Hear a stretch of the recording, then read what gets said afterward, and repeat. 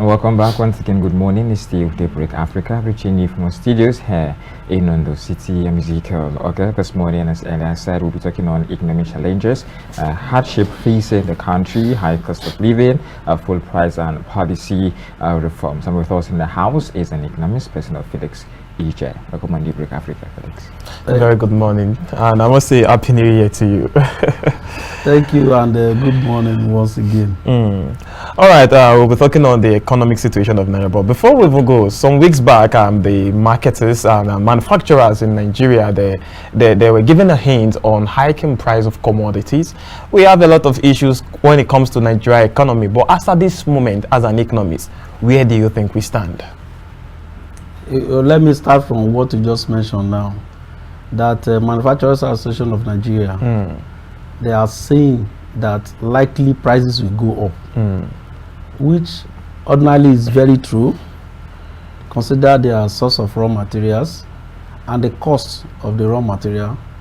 Then, apart from the cost of raw material that is coming from outside, the raw material inside that we ordinarily will harness within the Nigerian geopolitical environment, we find it difficult to get the quantity we do have before because of insecurity issues. So their input has shrunk, and the demand from the society has not reduced. Their output is affected. If they want to maintain the same output, the cost implication will be up too. There are a lot of them, just like all of us are clamoring for enhanced standard of living.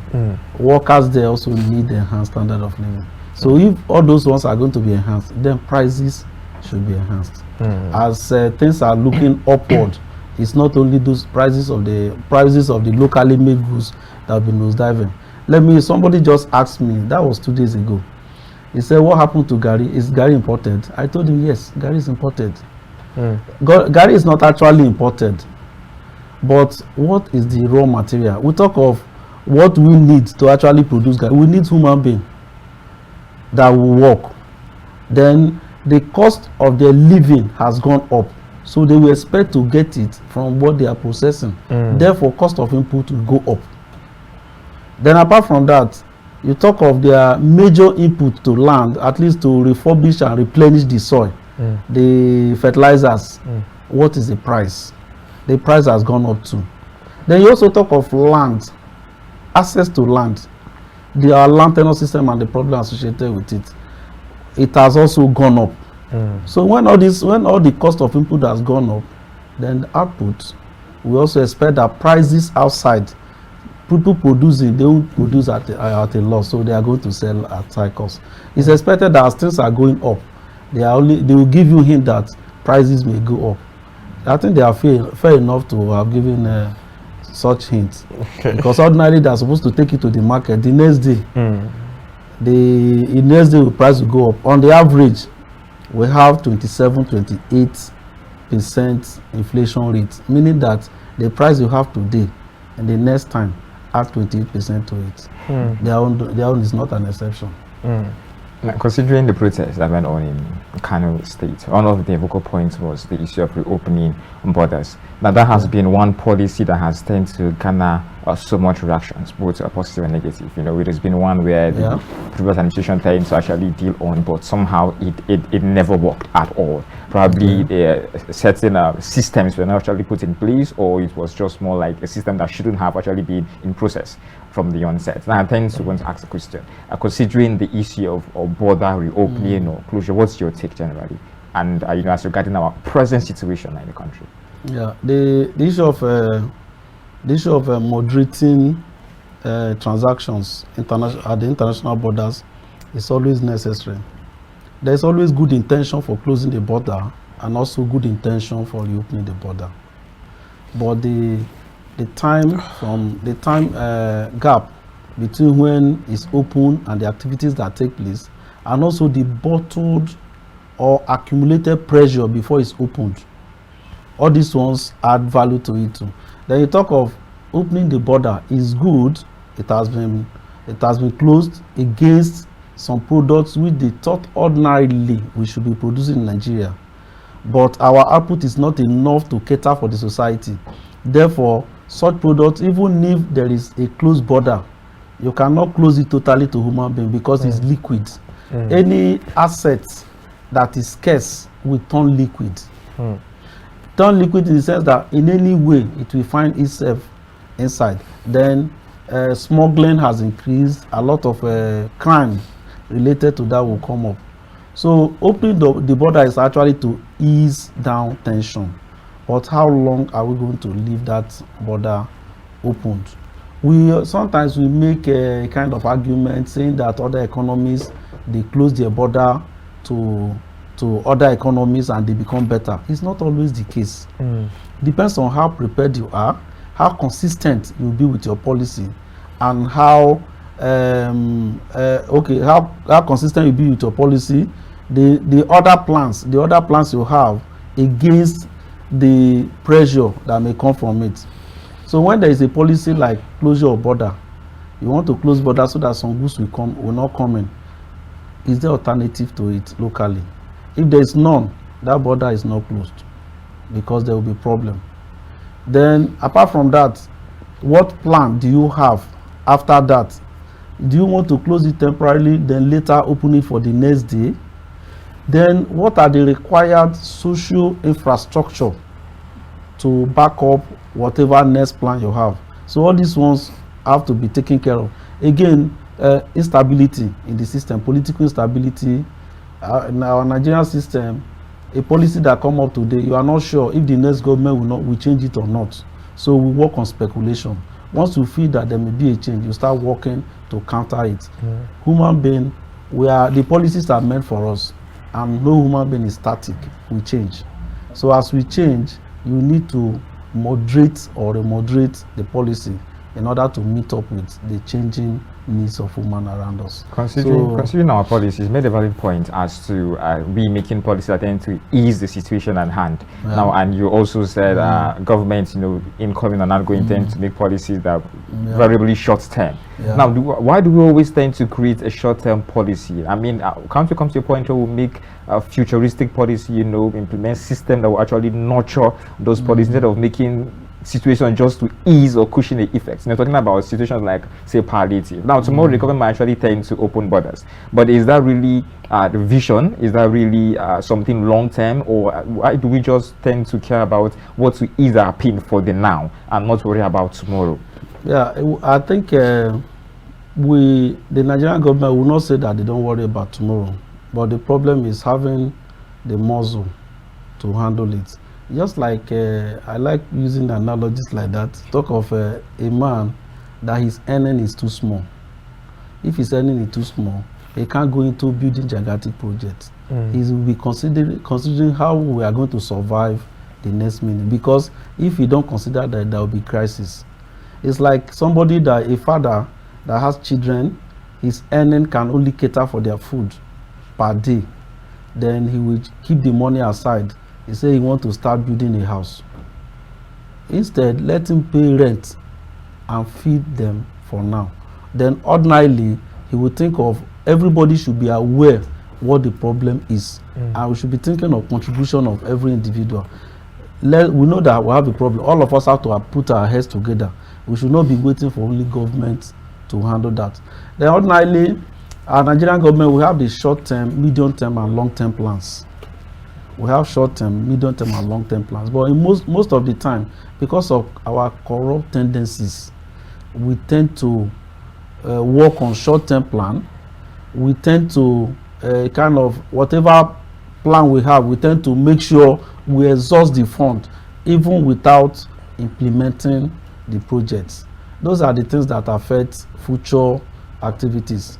Like, let me give an instance. We're talking of palliatives. Palliative is supposed to help the indigents so that there won't be crisis. But then somebody having it, within a short time, you see high-level corruption on that. That is removing food from the tables of a lot of people. So corruption is a major problem we are having. If we are to fight corruption, reduce all those things, then we'll be able to plan for the future. That reminds me, there was a day I mentioned it here that even in China, they plan for 100 years. They plan for 100 years. They train the children they do less of the adult because they are already things on ground on how to take care of them. But the children come and they concentrate on them. Developed economies, if you get there, they concentrate on their children. Go to a country like UK, it's better you slap an adult than for you to slap a child because they are protecting their future. Go to UK, US, even China now, they protect their children. But come to Nigeria, it's better you slap a child than to slap an adult. That is the difference. They are talking of, there are no people are not thinking much about what comes up next day. They are talking of now. And that is the reason why a lot of people in offices, they tend to accumulate wealth for themselves, thinking that they will accumulate it for future. Unfortunately, as they are doing that, crisis will take it over from them. It's either there will be robbers that will come to them, or there will be a lot of things. And for the fear, because they've taken so much from the people around, they will not like to invest it around. They want to push it outside. Now, so a kind of selling the future economy away at the expense of the current one. All right, now you've said something that really brings me to a remembrance of what you said earlier some times when you were on this program. Okay. You said Nigeria is facing economic hardship because we consume more than what we produce. Yeah. Now that makes us a consuming nation because we don't even have the power, as you said earlier, to even produce. A situation of us just looking at what we can do today and see how it's going to be tomorrow.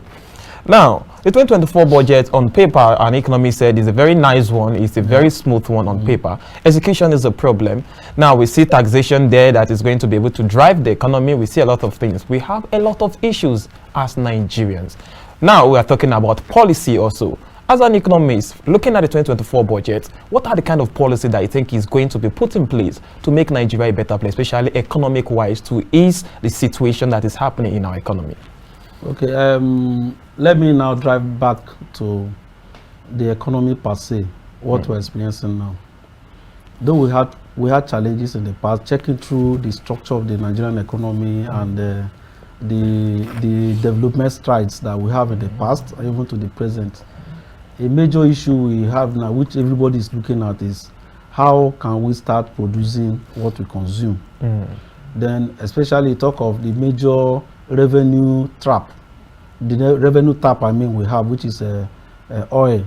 How do we, instead of exporting, how do we refine so that we use and export the already refined products? A lot of issues around this.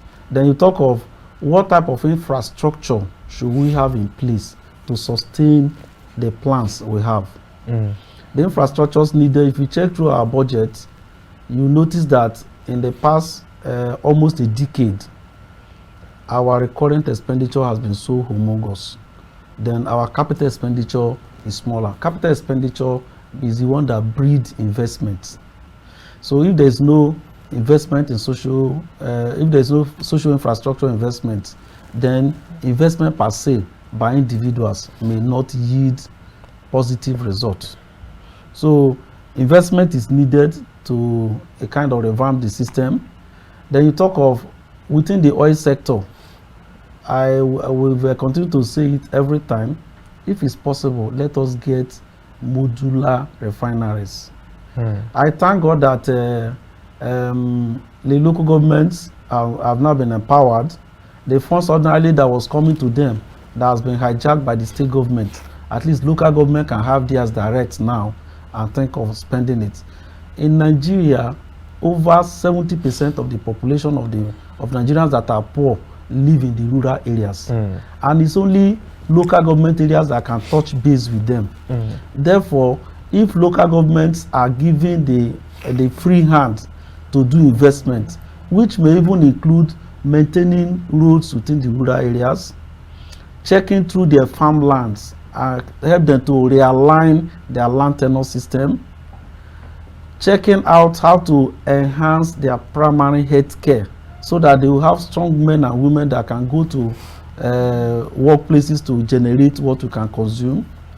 Then talking of touching base with primary education, so that those ones that has been going out of school will be brought back to the schools, to primary school, so that they will have a base to start.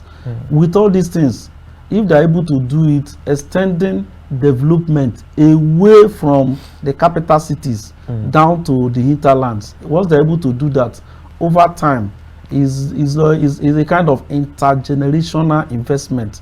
Intergenerational investment is what you do now that may not yield result instantly, but will start yielding result in the future.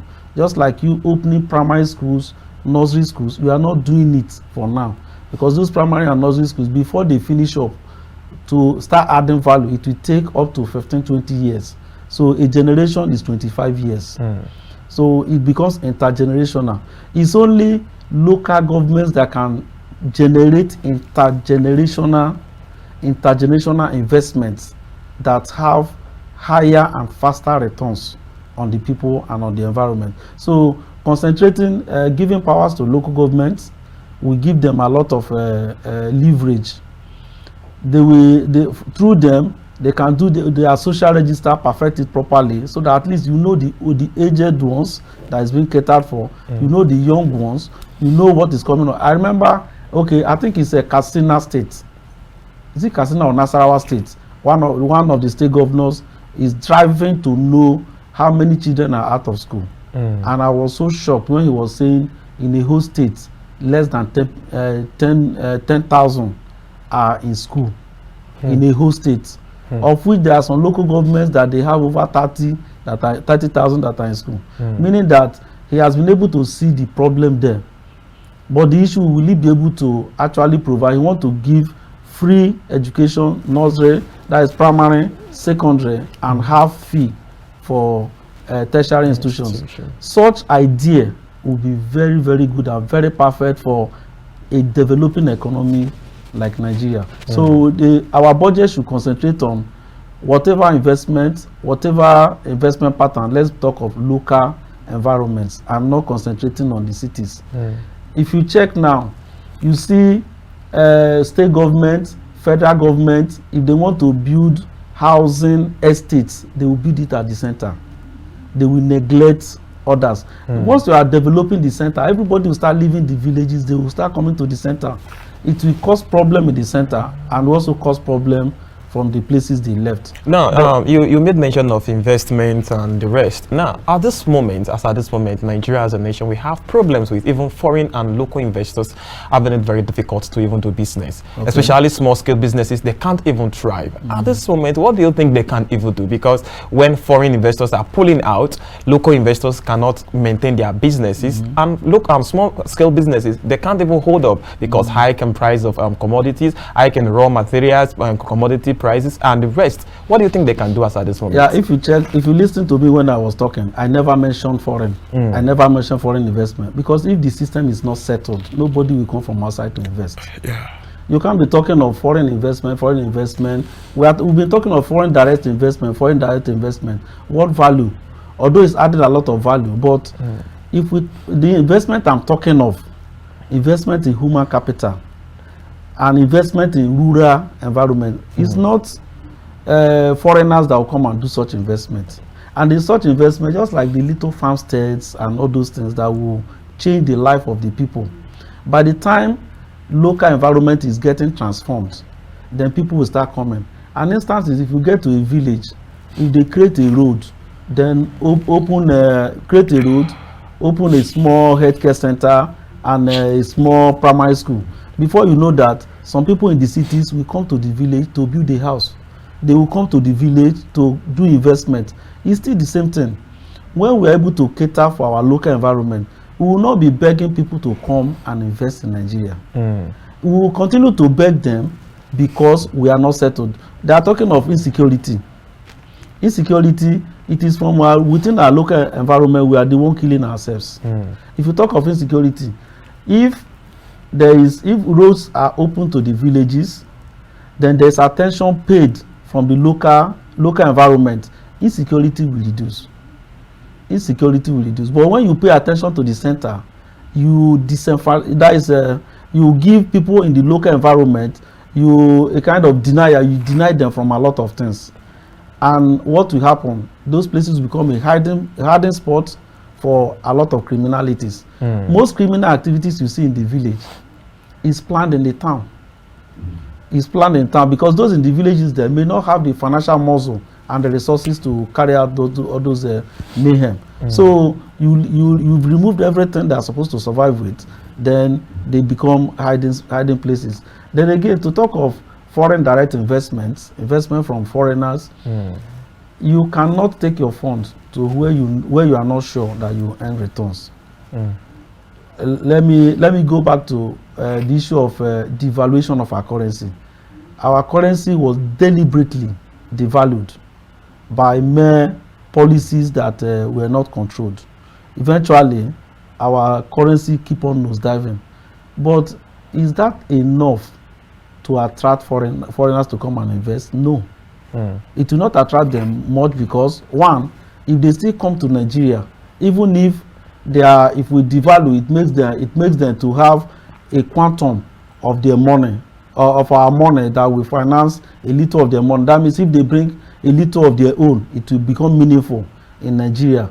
By the time they come around and they want to invest, they will provide security for themselves, they will provide electricity for themselves, they will do the road where they are going to stay, they will check a lot of things. Everything government is supposed to have done, all social infrastructure, they produce it themselves. Eventually, the cost of production will be very high. And when they compare it with the cost of production where they are coming from, they will go back. They will go back. For that, you can trick somebody to come and invest, but you can't trick him to remain. So that is what is happening. You see people coming in within a short time, they carry their bag, they go back, because the profit they are going to make, by the time they convert it, is worthless to them again. The CBN governor recently said policies put in place has been a success, and particularly said the market has been responding very well. I want to ask, do you agree with this term? Yeah, market always responds. There is short-term response and long-term sustenance. Every policy must have a response. It must trigger a response. They are actually going to respond. Like immediately a policy comes, people, we are human now, people will jump at it. But when you get there, after a short time, just like when you pour something in a basket, it will look as if it's filled. But when you shake it, it balances. When it balances, you know the level. So the coming is expected. That is response. The sustenance of that response is what matters. There must be some level playing ground, so that it will be sustained. For instance, the large holo of foreign currency demand in Nigeria that has been created over time, CBN have been trying as much as possible to defray it, to continue to pay it down. But as they are paying it down, we are accumulating more. Now you can hear now they are complaining. Medical tourism, we are paying a lot. Education tourism, we are paying a lot. Importation of some things that are even very much irrelevant, we are paying a lot. Then frivolities, tourism frivolities from politicians and politics, we are paying a lot. And we have also paid a lot in what is called deficit financing. I mean, production of our currencies, production of our currency ways and means. That's trying to cover up for the changing the economic situation and the demand for that period. You know, when you produce, a lot of people don't understand it very well. When you go, you say, okay, let us go and mint currency. It is called deficit financing. It's like a tax. It's like you are taxing everybody, pushing funds into the economy without the output to embrace or to catch those funds. Means that the funds will float on the existing output, and when they are floating on the existing output, it will have a distributive effect on prices. Price will jump up, and when price jump up, from whose pockets? From our pockets. So indirectly, what I use in buying a loaf of bread, I will add more. That difference is tax which I pay to government. It's called deficit financing. So we can't continue to live on deficit financing and expect to grow our investments. You know, you had your take on the floating of Naira some time ago. Okay. And as it stands, I don't know if it was the right decision by the administration. I want to ask, is your take still the same, or what is your current perspective as to at that particular time? At that particular time, I said floating of naira is not too good, but first of all, when I think I analyze it, I explain what is called Dutch option system, the floating and also the controlled. That in an economy like ours, we cannot control our currency because we depend a lot from outside. Then supply of money in the economy, our accounting system will also give us problem, because if you talk of quantity of money in circulation, a lot of the money in circulation, you can't account for it because they are outside. A lot of them under the bed and different places is not in the bank. You can only control the one in the bank. You can't control the one outside. So Nigeria should not practice a total float. We float, but there must be controls. If you float totally, like if it's made open to just float like that, to be determined by the hands of demand and supply. Now you look at the demand side, who demand? You look at the supply side, who supply? It is the supply side when the suppliers now start controlling the price because they have upper hand. When they have upper hand, no matter what you fix, you will keep on suffering it. That no matter how you float it, you keep on suffering it. Now, if we look at the word stability, is one that is really leading a lot of sectors in Nigeria. Okay. Now, most people will want to talk about price stability when we talk about the pump price of fuel. Okay. Now, it's a very big situation that, okay, at this point, everybody feels like, okay, the Dangote refinery was going to be a messiah. But I remember you also made mention there was a discourse between me and you. He said he's a businessman. He's going to make money. So no matter what it is, he just needs to make money. Some weeks back, he had to meet up with the quota that he's supposed to meet up with. He had to go to United States to purchase about 2 million barrels of oil. He's coming back. He also made mention of modular refineries to help us boost our economy and make things work. All this revolves around whatever it is fuel. And right now, the prices of fuel affects the prices of commodity, affect the prices of production power and the rest. We have a situation. Do you think we can achieve price stability when it comes to pump price in Nigeria? Okay, let me throw a little light on what price stability is. Price stability is not only the price of goods and services in the market. The talk of exchange rate is a price. Interest rate is a price. Consumer price index is a price. All of them are prices that affect everything in the society. So the last one there, the price of goods and services, is moderated by price of exchange rates. That is, exchange rate is a price. That is how much quantity of your money that you give out in exchange for another person's currency is a price. Then interest rate is what you pay for having access to funds. It's a price. So those two prices affect heavily the price of goods and services. Stability of it depends on a lot of things. Okay. What are the things that makes exchange rate stable? What makes exchange rate stable is production activities and possibly a control. When you put a control, it's just a temporary and momentary impact it will have because it's not sustainable. Then if your output is not growing, your price will never be stable. If another economy is affecting it, will never be stable. And again, in a globalized economy we are today, unlike before, whatever happens elsewhere is going to affect us. When Ukraine and Russia, they are fighting, the supply of wheat is cut off. We're having problem. Anything that happens in any economy affects us. So how will our exchange rate remain stable when others cough, we shiver? That's one. Then you talk of interest rates. As prices of goods and services are changing, there is need to look at interest rates. The interest rate, we have the lending interest rate, we have the deposit interest rate. Both of them are mainly the focal point, the fulcrum on which all of them revolve is monetary policy rate, which is dictated by CBN on a monthly basis when they have their monetary policy meeting. So those ones also affect us. If you talk of deposit rate, the money you have now, if you want to give it to somebody or drop it in the bank, how much interest are they going to give you? You look at it, then if you want to invest it elsewhere, how much interest are you going to get? And what is the safety of those funds? You now notice that people, instead of using their money to invest, they will look for where they are going to give it to earn interest without adding much economic value to the system. Then people going to borrow, if they want to borrow, the interest rate they charge them is very high. The margin between deposit rate and lending rate is a tax on the Nigerian system.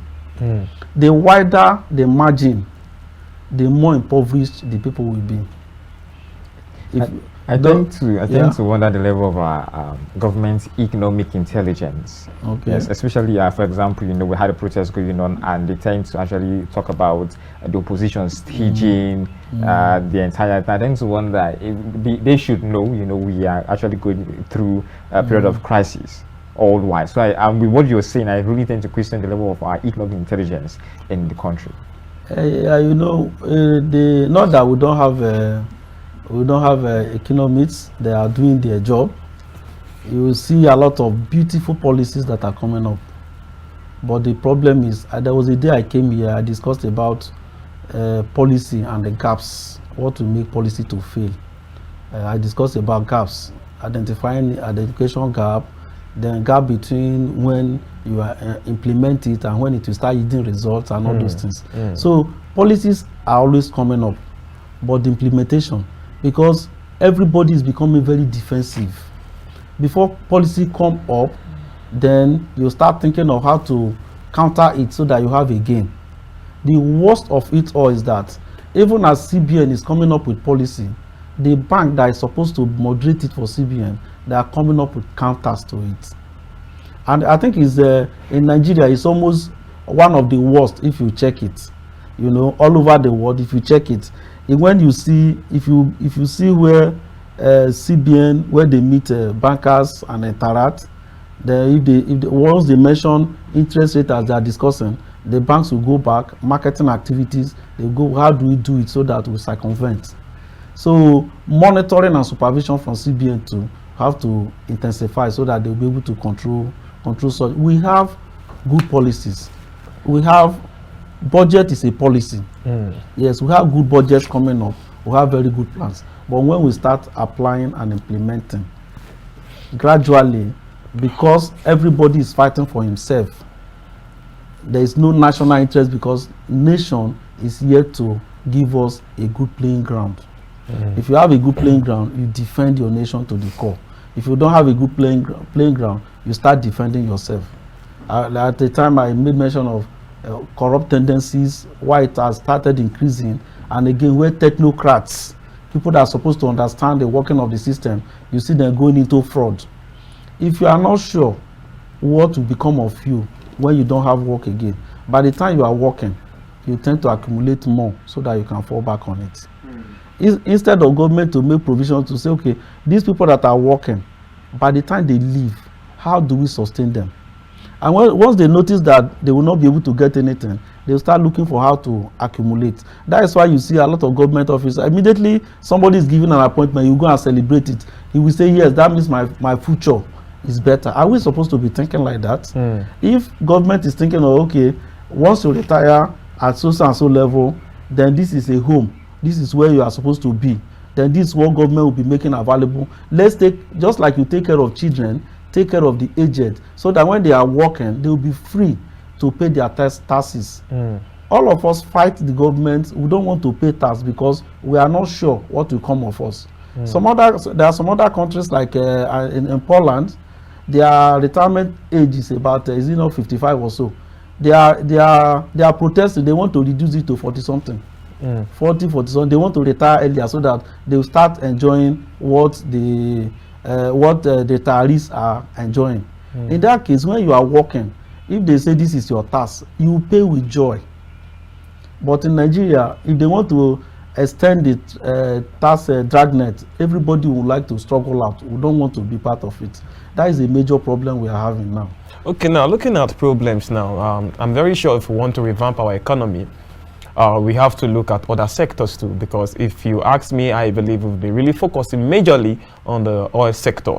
Okay. Now, if we want to revamp our economy, we need to look at other sectors, talking about the agriculture, mineral resources, human resources, and the rest.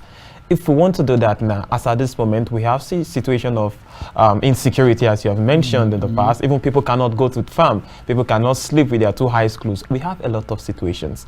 Now, if you are the person in charge of Nigeria's economy, on your to-do list, what are the 4 top things you need to attack to be able to put Nigeria, not really say we are going to fall into a bed of roses and everything is going to be fine, but at least we are going to be seeing a light at the end of the tunnel. Yes, I think if I'll look at that, like I made mention of going back to the rural environment. Let's strengthen our agriculture. If we can strengthen our agriculture, every farmland available, every space that is not occupied, government can think of what to be done. If it's cultivated, next year another person can cultivate it. Once there is food available, abundant of food, then insecurity will reduce. Insecurity will reduce. Where there is no food, there is high level of insecurity. So agriculture is very, very germane. Then another one is there is need for us to hurry up with our iron and steel industries. We need to enhance our construction, because when construction is coming up, employment flows. A lot of people be employed, at least the skills, the technical skills, the people that have gone to school, what they acquire, let them use it. If they cannot start on their own, then projects that come up, they will employ a lot of them. The salary may not be too fantastic, but everybody is engaged. Restiveness will also reduce. Because without iron and steel, if you establish very good iron and steel, it takes time. We have a lot of iron ore in Nigeria. We are not harnessing because we don't have where to sell it. But when we have iron and steel industries, where we can produce even small gadgets, what we use in the farm, hose and all those ones, let's start producing little machine. Nigerians are very intelligent. They can generate and develop machines. Machines can be developed anywhere. If you go to different universities, engineering department, tell them to produce on, they will produce it. But you see all of them crying that nobody is helping them. There is no support from anywhere. Government can start picking that up. It's not enough to allocate funds for research. It's also necessary to monitor the outcome of the research so that it can be applied. So that's the second one. Then the third one is education sector. Then the fourth one is health. Once you can take care of primary health, take care of education, then take care of iron and steel. I mentioned iron and steel continuously because iron and steel will make provision for farming. It will make for provision for medium and small scale enterprises, even nano and minor enterprises that are coming up. It will support them. Then primary health. A lot of people are not productive again because they are not healthy. There are a lot of people. If you go to, I'm telling you, if you go to villages, the life expectancy is less than 50 years. And somebody will be under his parents to up to 25 years. He has only about 25 to work, or less, or 20 to work. Within these 20 years, he's going to marry and have children. So he's going to labor. Average Nigerian, average village man labored throughout his life until he died. So there is no rest at all. But when he wants to provide little health care, open up some of those places to make agriculture available, then life will be improved. It will start with primary education, secondary, then again it has to depend on the data available. Gather enough data, see how to cater. It's cheaper to cater for children at that level than to start catering for people up there, and it gives higher reward when you start catering from when they are small. All right, now we are really out of time. In just 1 minute, I will say your words of advice. So possibly, let's say, I would say the federal government of Nigeria, the present administration, and also Nigerians that are still clinging to a very tiny iota of hope that, okay, we are going to get there. Of course, Nigeria is still the giant of Africa. But on the average, if we share the big cake, our shares are very, very small. So we are giant in size. We are not giant yet in per capita income. So, but there is hope. There is hope. Since we have young men, able-bodied young men, then with time and with renewed zeal and vigor in all of us, we should know that changing Nigeria is for all of us. Nobody is government. Government is all our contribution, our activities. Let's all fight corruption. Let's all see Nigeria as one. Let us have the spirit, the football spirit we always have. Let's have this football spirit in other areas of Nigeria. Success is sure. Even when failure is coming, you know that you have tried. We can try. As we try, then posterity will not fail to reward us. All right. Thank you very much for coming on the program. Thank you. All right, viewers, I'm very sure you did enjoy the program, and also you've learned one or two things, especially looking into Nigeria 2024, the year, the budget year, and everything that is going to come out, how it's going to play out. Most importantly, we should continue being positive as Nigerians and believe that everything will be fine, and I'm very sure everything will come fine, as our guest has said. From us here, we'll be saying goodbye on Daybreak Africa. I remain Michael Obagiri. Have a wonderful day ahead. I remain Ezekiel Ogar.